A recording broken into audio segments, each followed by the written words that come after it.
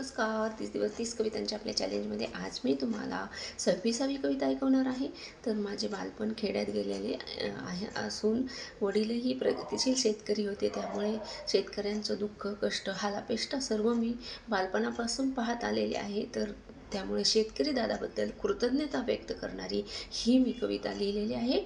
तर ती तुम्हाला नक्की आवडेल. लाईक, शेअर, सबस्क्राईब, कमेंट करत चला. शेतकरी दादा. शेतामध्ये इवली इवली खोप, जिथे राहतो शेतकरी माय बाप. शेतामध्ये इवली इवली खोप, जिथे राहतो शेतकरी माय बाप. कामे उरके गात भल्लरी, दारात उभे जोडी खिल्लारी.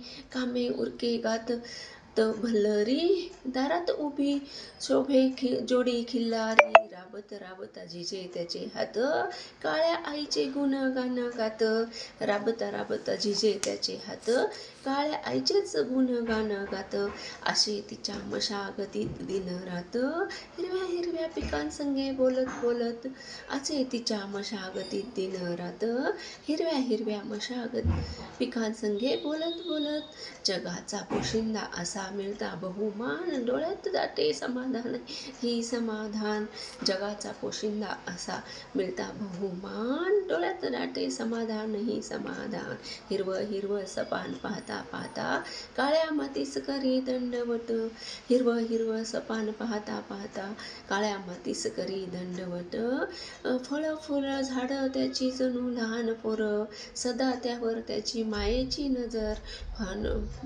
फुलं झाडं पानं जणू त्याची लहान पोरं, त्यावर त्याची सदा मायेची नजर.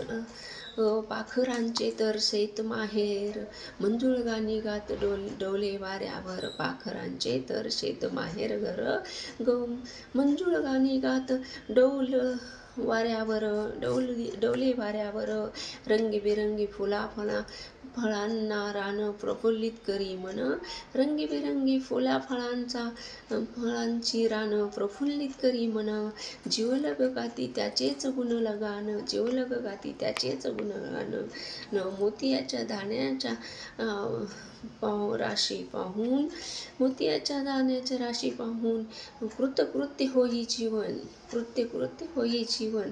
जगाच्या सेवेचा वसा, काळ्या आईकडूनच घेतलाय जसा.